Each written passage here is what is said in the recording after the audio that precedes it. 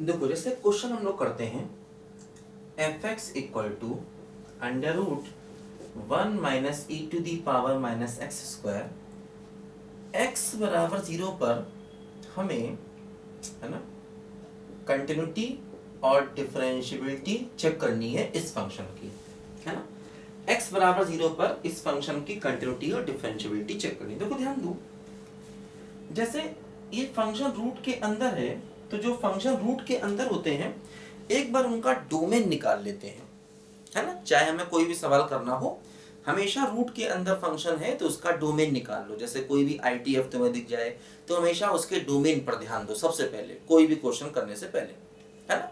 तो क्वेश्चन करने से पहले हम जरा एक नजर इसकी डोमेन पर डाल लेते हैं। देखो क्या होगा, x बराबर 0 पर कंटिन्यूटी चेक करनी। देखो इसका डोमेन निकालें तो रूट के अंदर का number positive 1 greater equal to e की पावर माइनस एक्स स्क्वायर, या ऐसा भी लिख सकते हैं e की power minus x square lesser equal to 1 को e की पावर 0 लिख दें, है ना।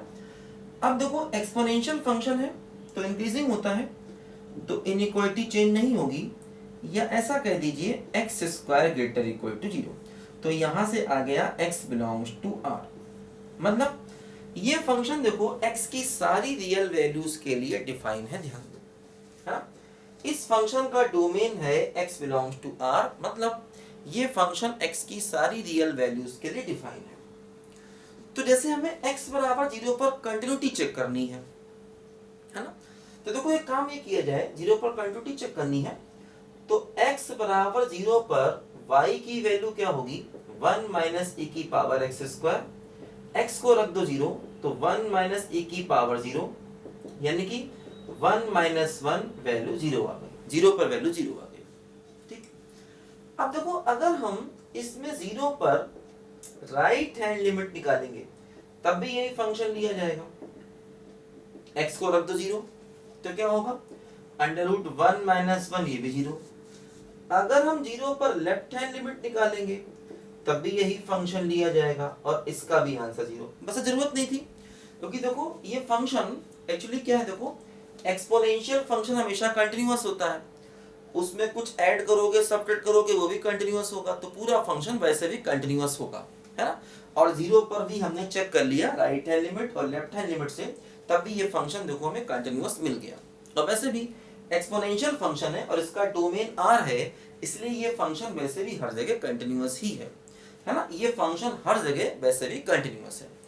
अब देखो 0 पर इसमें डिफरेंशियबिलिटी में क्या दिक्कत आ रही चेक करते हैं, है ना। देखो 0 पर देखो क्या हो रहा है, जैसे कई सारे फंक्शन देखने से नहीं लगते हैं, लेकिन जब डिफरेंशियबिलिटी चेक करो तो राइट हैंड डेरिवेटिव या लेफ्ट हैंड डेरिवेटिव अलग अलग आने के चांसेस रहते हैं, है ना।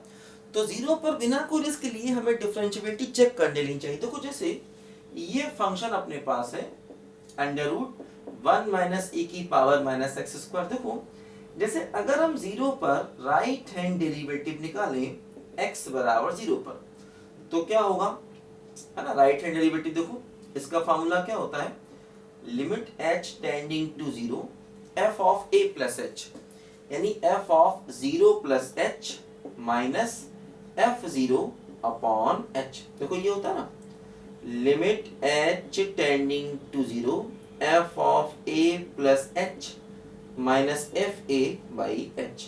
ए की जगह पर 0 ले लिया तो f ऑफ h ही हो गया सिर्फ, है ना। a की प्लेस पर 0 ले लिया तो सिर्फ f ऑफ h हो गया minus f of 0 upon h। देखो जैसे f0 निकालोगे f0 तो देखो ये वैल्यू 0 ही आएगी, तो हो गया लिमिट h टेंडिंग टू 0, देखो fh की value under root 1 minus e की power minus H square, f0 0 हो गया डिवाइड बाई h। देखो अब ये लिमिट कैसे निकाली जाए, देखो 0/0 फॉर्म बन रही है ना। अब 0/0 फॉर्म बन रही, देखो लिमिट को कैसे निकाला जाए। एक तरीका देखो ये है कि इसमें हम इसका एक्सपेंशन कर दें। देखो ये हो जाएगा h tending to 0 under root e की पावर x का एक्सपेंशन, याद है। देखो e की पावर s क्या होता है, 1 plus x upon 1 factorial x upon 2 factorial and so on. देखो एक्चुअली क्या है, 0/0 फॉर्म है, लेकिन अगर आप लॉपिटल लगाओगे तो सवाल क्वेश्चन में दिक्कत में आ जाएगा। अगर मान लीजिए आपने सोचा हम लॉपिटल लगा दें तो रूट एक्स का 1/2 रूट एक्स, इसका फिर से करोगे तो फिर वही 0/0 फॉर्म बन जाएगी। तो ये क्वेश्चन लॉपिटल से नहीं हो पाएगा। आप चाहे तो लगा के देखो, इसका अलग करो डिफरेंशिएशन, इसका अलग करो, लॉपिटल से करोगे सवाल नहीं हो पाएगा। आप करके देखो। देखो e की पावर s का एक्सपेंशन किया तो 1 प्लस एक्स यानी कि minus H square upon 1 factorial plus X square H की power 4/2 factorial and so on whole divide by H. देखो 1 से 1 कैंसिल हो गया तो क्या आ गया, limit h tending to 0 under root, देखो ये हो गया एच स्क्वायर बाई 1 फैक्टोरियल, है ना, और देखो ये हो जाएगा minus H square by 2 factorial and so on divide by H. देखो अंदर से एच स्क्वायर कॉमन ले लोगे तो बाहर एच आ जाएगा, है ना, बाहर एच आ जाएगा। एच पॉजिटिव है, एक्चुअली एच स्क्वायर कॉमन लोगे तो बाहर मॉड एच आएगा, लेकिन एच तो पॉजिटिव होता है इसलिए उसको एच लिख सकते हैं। रूट के अंदर से एच स्क्वायर कॉमन लोगे, देखो ये एच की पावर 4 होगा। रूट के अंदर से जब आप एच स्क्वायर कॉमन लोगे, है ना, तो बाहर एक्चुअली मॉड एच आ जाएगा, और एच पॉजिटिव होता है तो मॉड एच को एच लिख सकते हैं। तो क्या हो जाएगा, under root 1/1 factorial minus H square upon 2 factorial whole divide h. देखो इससे कट जाएगा, एच को 0 रखोगे तो ये सारे टर्म 0 हो जाएंगे, तो अंडर रूट 1 यानी 1 आंसर आ जाएगा। तो राइट हैंड डेरिवेटिव का देखो आंसर x बराबर 0 पर 1 के बराबर आ जाएगा। x बराबर 0 पर देखो राइट हैंड डेरिवेटिव का आंसर 1 के इक्वल आ गया 0 पर जब हमने चेक किया। ठीक, अच्छा इसी तरीके से अगर हम लेफ्ट हैंड डेरिवेटिव को चेक करते हैं, देखो लेफ्ट हैंड डेरिवेटिव का, इसको लिख लो बच्चे, यहाँ पर इसको मिटाने जा रहा हूं मैं, यहाँ पर इसको लिखो पहले। देखो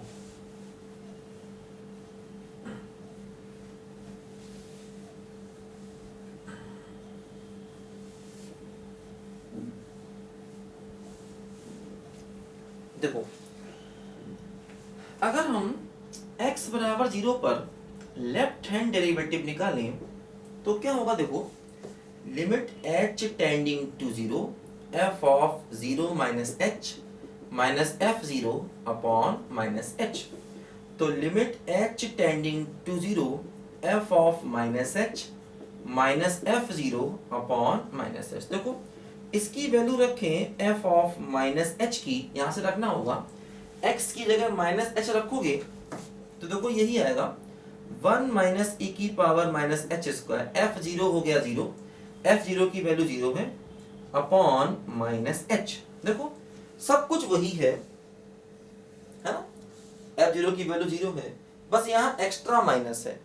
इसका मतलब इसका जो आंसर आ जाएगा वो -1 आ जाएगा, क्योंकि देखो यही क्वेश्चन तो भी हमने किया। तो देखो इसमें राइट डेरिवेटिव लेफ्ट डेरिवेटिव अलग अलग आया, इसका मतलब 0 पर ये फंक्शन नॉट डिफरेंशिएबल हो गया, नॉट डिफरेंशिएबल। इसका मतलब देखो 0 पर कॉर्नर होगा। अब देखो मॉडुलस नहीं है, फिर भी इसका मतलब ये हुआ कि 0 पर ये फंक्शन कॉर्नर ले रहा है, मतलब फंक्शन नॉट डिफरेंशिएबल है। 0 पर राइट हैंड डेरिवेटिव देखो 1 आ गया और लेफ्ट हैंड डेरिवेटिव क्या आ गया, -1। इसका मतलब 0 पर ये फंक्शन नॉट डिफरेंशिएबल है, ध्यान दो, है ना। तो ऐसा अंडर रूट वाले क्वेश्चन में कई बार हो जाता है कि हमें लगता नहीं है, लेकिन फिर भी कई बार फंक्शन नॉट डिफरेंशिएबल हो जाता है, ध्यान दो, रूट वाले क्वेश्चन में, है ना। जैसे मैंने आपको x की पावर 1/3 का एग्जांपल बताया था, x की पावर 1/3 भी देखो 0 पर नॉट डिफरेंशिएबल हो जाता है ना, क्योंकि उसमें d/dx इनफाइनाइट बन जाता है, इसीलिए ऐसा हो रहा है। ठीक है, तो यहाँ पर देखो 0 पर ये फंक्शन आ रहा है नॉट डिफरेंशिएबल, है ना। तो ऐसे केस में अच्छा होता है कि हम राइट हैंड डेरिवेटिव और लेफ्ट हैंड डेरिवेटिव से क्वेश्चन को करें। डिफरेंशिएबिलिटी का शॉर्टकट तरीका यहाँ ना लगाएं। अगर आपने डिफरेंशिएबिलिटी का शॉर्टकट तरीका लगाया तो क्वेश्चन गलत होने के चांसेस होते हैं, क्योंकि ये फंक्शन वैल्यू बदल नहीं रहा, 0 के राइट में 0 के लेफ्ट में ये फंक्शन करीब करीब एक जैसा है ना। तो इसीलिए देखो 0 पर ये फंक्शन हमारा नॉट डिफरेंशिएबल बन रहा है ना। यहाँ पर ध्यान देना 0/0 फॉर्म है, लेकिन लॉपिटल लगाओगे तो क्वेश्चन समस्या में पड़ जाएगा, है ना। क्वेश्चन नहीं निकल पाएगा अगर आपने यहाँ पर लॉपिटल रूल को लगाया, है ना। e की पावर x का एक्सपेंशन मालूम है, x की जगह पर -h² रख दोगे तो आपको इसका एक्सपेंशन मिल जाएगा। ठीक है, लिखो सब बच्चे ध्यान से।